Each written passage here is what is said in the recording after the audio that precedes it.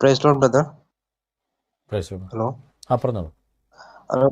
Price Lord brother, എൻ്റെ ഒരു ചോദ്യം എന്ന് പറഞ്ഞാല് നമ്മുടെ ന്യൂ ടെസ്റ്റ്മെന്റിനെ കുറിച്ച് പറയുമ്പോൾ ഇവര് ഉന്നയിക്കുന്ന ഒരു ചോദ്യമാണ് അതിന്റെ ഒതന്റിസിറ്റി.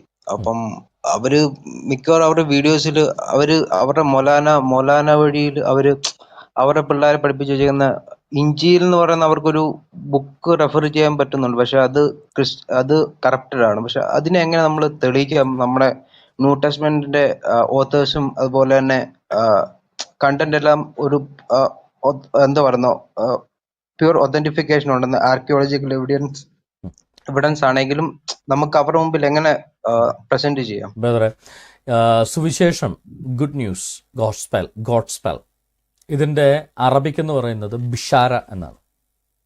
ഇഞ്ചീൽ എന്നല്ല. ഇഞ്ചീൽ എന്നുള്ളതൊരു അറബി വാക്കേ അല്ല. ബിഷാര എന്നാണ് ഗുഡ് ന്യൂസ്, സുവിശേഷം എന്നുള്ളതിൻ്റെ ഗോസ്പൽ എന്നുള്ളതിൻ്റെ അറബി എന്ന് പറയുന്നത് ബിഷാര എന്നുള്ളതാണ്. ഇറാനിലേക്ക് ഒത്തിരി ബിഷാരത്തിന് എന്ന് പറഞ്ഞ് മുസ്ലിം സർനെയിംസ് ഉണ്ട്. കാര്യം ഞാൻ അങ്ങനെ സർനെയിം ഉള്ള ഒരാളുമായിട്ട് ഞാൻ സംസാരിച്ചപ്പോൾ പുള്ളിക്കാരി ഒരു എക്സ് മുസ്ലിമാണ്.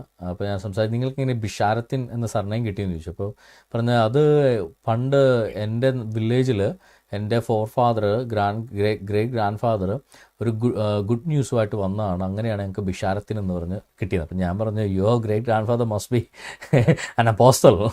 ആരെയും ഒരു ക്രിസ്ത്യാനി, സുവിശേഷമായിട്ട് വന്ന ക്രിസ്ത്യാനിനെയാണ് സാധാരണ ബിഷാരത്തിനെന്ന് വിളിക്കുന്നത്, സുവിശേഷകനെന്ന് വിളിക്കുന്നത്, ഗുഡ് ന്യൂസ് കൊണ്ടുവന്നെന്ന് വിളിക്കുന്നത്. അപ്പം ബിഷാര എന്നുള്ളതാണ് സുവിശേഷം എന്നുള്ളതിൻ്റെ അറബിക്, ഇഞ്ചീൽ എന്നുള്ളതല്ല. ഇഞ്ചീൽ എന്നുള്ളത് ഒരു അറബിക് വാക്കേ അല്ല. ഇഞ്ചീൽ എന്നുള്ള വാക്ക് അറബിയിൽ വന്നത് ഇവങ്കേലിയോൻ എന്ന അരാമിക് വേർഡിൽ നിന്ന്, ഇവങ്കേലിയോൻ എന്ന് പറയുന്ന അരാമിക് വേർഡിൽ നിന്ന് പരിണമിച്ചുണ്ടായതാണ് ഇഞ്ചീൽ എന്നുള്ള പദം. അല്ലാതെ ഏവങ്കേലിയോൻ എന്ന പദത്തിൻ്റെ അർത്ഥം ഗുഡ് ന്യൂസ് എന്ന, സുവിശേഷം എന്നാണ് ഏവങ്കേലിയൻ എന്ന പദത്തിൻ്റെ അർത്ഥം. ആ സുവിശേഷം എന്നുള്ളതിൻ്റെ, ഏവങ്കേലിയൻ എന്നുള്ളതിൻ്റെ തത്തുല്യ അറബി പദം ബിഷാര എന്ന. അതായത് സുവിശേഷം എന്ന ആ ഒരു കോണ്ടെക്സ്റ്റിനെ അറബിയിൽ വിളിക്കുകയാണെങ്കിൽ എന്തെന്നാ വിളിക്കണ്ടേ? ബിഷാര എന്നാ വിളിക്കണ്ടേ. ഏവങ്കേലിയൻ എന്ന ഈ അരാമിക്കിൽ അറിയപ്പെടുന്ന ഒരു പുസ്തകത്തെയാണ് അറബികൾ അഡ്രസ്സ് ചെയ്യുന്നതെങ്കിൽ ആ ഏവങ്കേലിയൻ എന്നതിനെ മലയാളി അറബിവൽക്കരിച്ച ഇഞ്ചീൽ എന്ന് വിളിക്കും.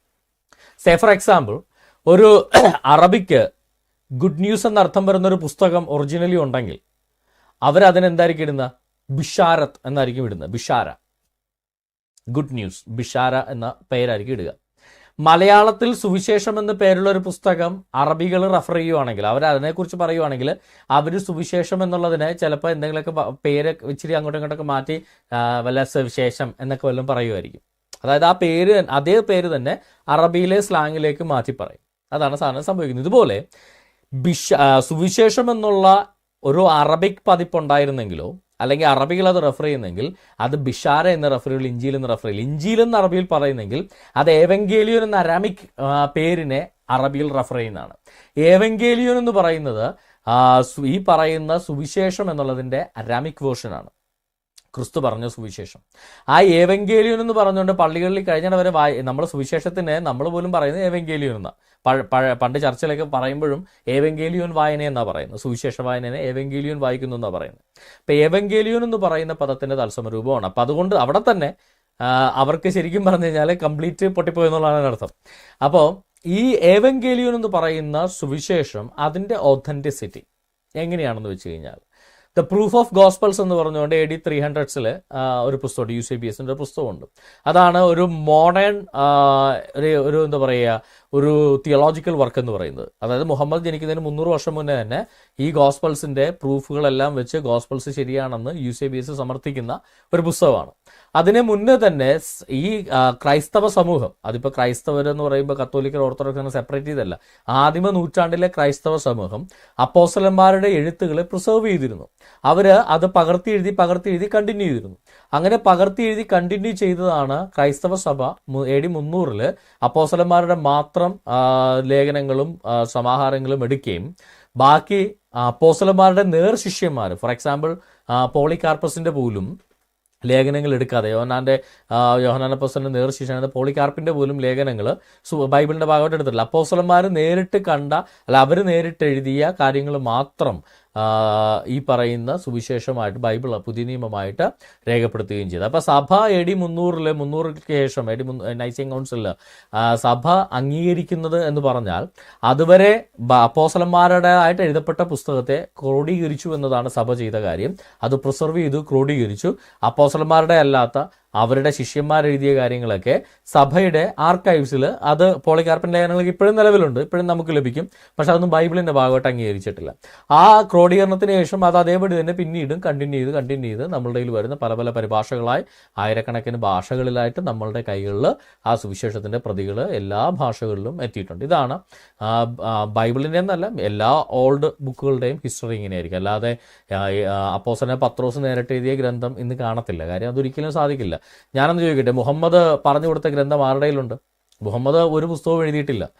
അവിടെ കിടന്ന തോലിലും പല്ലിലും ഒക്കെ എഴുതി വെച്ച സാധനങ്ങളൊക്കെ ഇബ്നു ബിൻ സാബിത്ത് എടുത്തുകൊണ്ട് വന്ന് ശേഖരിച്ച് വെച്ച സയ്യിദ് ബിൻ സാബിത്ത് എടുത്തുകൊണ്ട് വന്ന് ശേഖരിച്ചതാണ് ഇന്ന് കാണുന്ന ഖുർആൻ എന്ന് ഇവർ പറയുന്നത്. പക്ഷേ ആ ഖുർആനെ പകർത്തി ഖുറൈശികളുടെ ഭാഷയിൽ തിരുത്തി എഴുതിയതാണ് എന്ന് ഇവരുടെ ഹദീസുകൾക്കകത്ത് കൃത്യമായിട്ട് പറയുന്നുണ്ട്. അങ്ങനെ തിരുത്തി എഴുതിയിട്ട് മുഹമ്മദിന്റെ കാലം മുതലുണ്ടായിരുന്ന ഖുർആനെ ഇബ്നു മസൂദിന്റെയൊക്കെ അവർ കൊണ്ടുകിടന്ന ഖുർആൻ മുസാഫുകളെല്ലാം കൂട്ടിയിട്ട് കത്തിച്ചു കളഞ്ഞുവെന്നും ഉസ്മാൻ കത്തിച്ചു കളഞ്ഞുവെന്നും ഇവരുടെ ഹദീസുകൾക്കകത്ത് തന്നെ പറയുന്നുണ്ട്.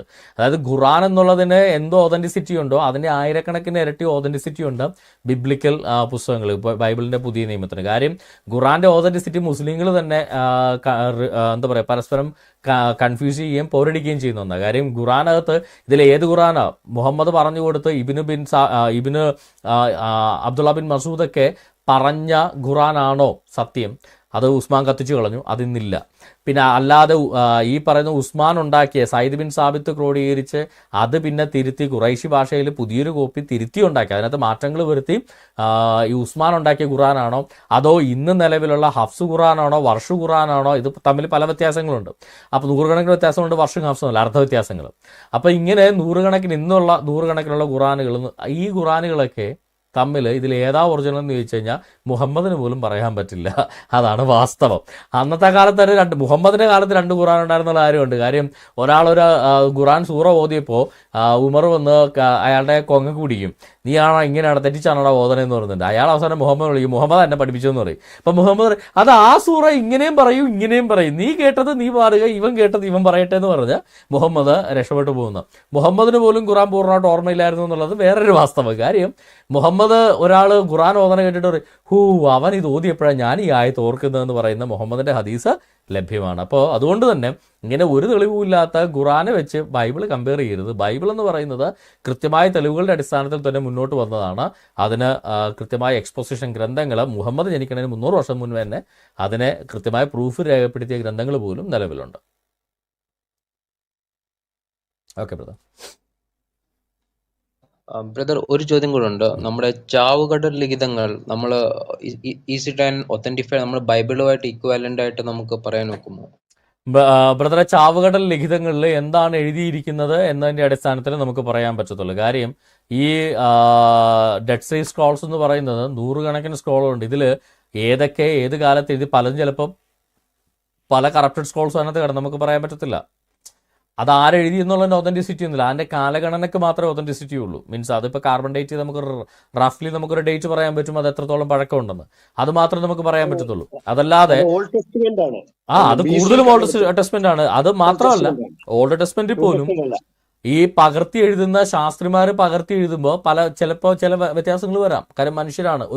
അന്ന് ഹീബ്രു ലാംഗ്വേജിന് തന്നെ പല മാറ്റങ്ങളും വന്നിട്ടുണ്ട്. അപ്പോൾ അതിൻ്റെതായിട്ടുള്ള മാറ്റങ്ങൾ വരാം, അതെല്ലാം നമ്മൾ പറയുന്നില്ല. അപ്പം നമ്മളത് വെച്ച് നോക്കിയിട്ടാണ് ആ ചാവുകടൽ സ്ക്രോളിലെ ഡെഡ് സീ സ്ക്രോളുകളിലെ കറക്റ്റ് എന്താണ് പറയുന്നത്, അത് ഇന്നും തമ്മിൽ എന്തെങ്കിലും വ്യത്യാസമുണ്ടോ എന്ന് പരിശോധിച്ച് വേർഡ് ബൈ വേർഡ് പരിശോധിച്ചിട്ടേ നമുക്കത് തള്ളാനോ കൊള്ളാനോ സാധിക്കത്തുള്ളൂ. അതിൽ പലതും ചിലപ്പോൾ ചെറിയ വ്യത്യാസങ്ങളുള്ളതായിട്ടും കണ്ടിട്ടുണ്ട്. Okay brother. നമ്മുടെ ഇനോക്കിനെ കുറിച്ച് നമ്മൾ പഠിക്കുമ്പോൾ ഇനോക്ക് പ്രവചിച്ചായിട്ട് യാതൊരു രേഖയില്ല. പക്ഷെ നമ്മുടെ യൂദയുടെ ലേഖനത്തിൽ വായിക്കുമ്പോൾ ഇനോക്ക് അതായത് പ്രവചിച്ചതായിട്ട് പറയുന്നു. പക്ഷെ അത് ഡയറക്റ്റ്ലി റെഫർ ചെയ്യുന്ന നമ്മുടെ ബുക്ക് ഓഫ് ഇനോക്കാണ്. അപ്പൊ നമ്മുടെ ബുക്ക് ഓഫ് ഇനോക്ക് അപ്പോക്രിഫ ഗ്രന്ഥങ്ങളിൽ പെടുന്നതല്ലേ. അപ്പം അതിനെ നമ്മളൊരു is it truly the inspired word of God ആണോ, അതോ നമുക്ക് 100% ഒതന്റിഫൈഡ് ആണോ as comparing to gospels of new testament? ബ്രദറെ ബുക്ക് ഓഫ് എനോക്കിനെ കുറിച്ച് പുതിയ നിയമത്തിൽ റെഫർ ചെയ്യുന്നുണ്ട്. എനോക്ക് ഒരു പുസ്തകം എഴുതിയതിനെ കുറിച്ച് പുതിയ നിയമത്തിൽ യൂത്ത് റെഫർ ചെയ്യുന്നുണ്ട്. ബ്രദർ പറഞ്ഞത് ശരിയാണ്. ബർണബാസ് എന്നൊരു അപ്പോസ്തലൻ നമുക്കുണ്ടായിരുന്നു. ശരിയാണ്. ബർണബാസ് എന്ന് പറയുന്ന പൗലോസിന്റെ ഒക്കെ ഒപ്പം സുവിശേഷം പറഞ്ഞൊരു അപ്പോസ്തലൻ നമുക്കുണ്ടായിരുന്നു. എന്നാൽ ബർണബാസിന്റെ സുവിശേഷം എന്ന് പറഞ്ഞ് ഇറങ്ങിയിരിക്കുന്ന സുവിശേഷം ഒരു കോയ എഴുതിയതാണ്. അതിനകത്ത് മശീഹ മുഹമ്മദും യേശു മശീഹ പോലും അല്ല, യേശു മരിച്ചിട്ടില്ല, യേശു മശീഹയല്ല, എൻ്റെ എന്നേക്കാൾ വലിയ പ്രവാചകനായ മുഹമ്മദ് പിൽക്കാലത്ത് വരുമെന്നൊക്കെ പറഞ്ഞുകൊണ്ട് എഴുതിയൊരു പുസ്തകമാണ് ഈ ബർണബാസിൻ്റെ സുവിശേഷം. അപ്പോൾ അതൊരു കോയ എഴുതിയ പുസ്തകമാണ്. അപ്പോൾ ഈ ബർണബാസോട്ട് ഒരു ബന്ധവുമില്ല, പക്ഷേ പുസ്തകം ബർണബാസിൻ്റെ സുവിശേഷം. ഇതുപോലെ റിട്രോസ്പെക്റ്റീവായിട്ട് പുസ്തകങ്ങൾ എഴുതപ്പെടാം. ഈ ബുക്ക് ഓഫ് എനോക്ക് എന്ന് പറഞ്ഞുകൊണ്ട് ഇന്ന് നിലവിലുള്ള തൽമൂദുകളുടെ ഭാഗമായിട്ടൊക്കെ ഉള്ളൊരു ഗ്രന്ഥമാണ് ബുക്ക് ഓഫ് എനോക്ക്. അതിൻ്റെ ഒതൻറ്റിസിറ്റി ഈ യൂത റെഫർ ചെയ്ത എനോക്കിൻ്റെ പുസ്തകം തന്നെയാണ് ഇന്ന് ഈ തൽമൂദുകളുടെ ഭാഗമായിട്ടൊക്കെ നമ്മളുടെ കയ്യിൽ കിട്ടുന്ന ബുക്ക് ഓഫ് എനോക്ക് എന്ന് നമുക്ക് ഗ്യാരണ്ടി പറയാൻ പറ്റത്തില്ല. എനോക്കിൻ്റെ പുസ്തകം എന്നൊരു പുസ്തകം ക്രിസ്തുവിൻ്റെ കാലത്ത് ഉണ്ടായിരുന്നു, ഒരു ചുരുളുണ്ടായിരുന്നു, അത് ശരിയാണ്. പക്ഷേ ആ ചുരുള് തന്നെയാണോ ഇന്ന് കാണുന്ന ബുക്ക് ഓഫ് എനോക്ക് നമുക്ക് ഗ്യാരണ്ടി പറയാൻ പറ്റത്തില്ല. കാര്യം അത് സഭയായിട്ട് ബുക്ക് ഓഫ് എനോക്ക് ട്രാൻസ്മിറ്റ് ചെയ്തിട്ടില്ല, അതുകൊണ്ട് നമുക്ക് പറയാൻ പറ്റത്തില്ല. Thank you brother. God bless you. പിന്നെ ബുക്ക് ഓഫ് എനോക്ക് വായിച്ചാൽ തന്നെ അതൊരു പോയട്രി ബേസ്ഡ് ആയിട്ടുള്ളൊരു കാര്യം, ഒരു കൃത്യം ഇങ്ങനെ ഫാക്ട് ബൈ ഫാക്ട് പറയുന്നതിനേക്കാൾ ഈ സദൃശ്യവാക്യങ്ങളൊക്കെ പോലെ ഒരു പോയട്രി പോലെ പറയുന്നൊരു ഗ്രന്ഥമാണ്. അതുകൊണ്ട് തന്നെ ഈ പറയുന്ന ഒരു എന്താ പറയുക, നമുക്ക് ഈ നമ്മൾ ബുക്ക് ഓഫ് ഹനോക്കിൻ്റെ പുസ്തകം എന്നൊക്കെ വലിയ ഇൻട്രസ്റ്റ് ആയിട്ടൊക്കെ വായിക്കാൻ എടുക്കും. പ്രത്യേകിച്ച് അതിനകത്ത് വലിയ കാര്യമായിട്ട് വലിയ കാര്യങ്ങളൊന്നുമില്ല, കുറച്ച് സ്റ്റോറി ഒരു പോയട്രി പോലെ പറയുന്നൊരു ഗ്രന്ഥമാണ് ഈ സംഭവം.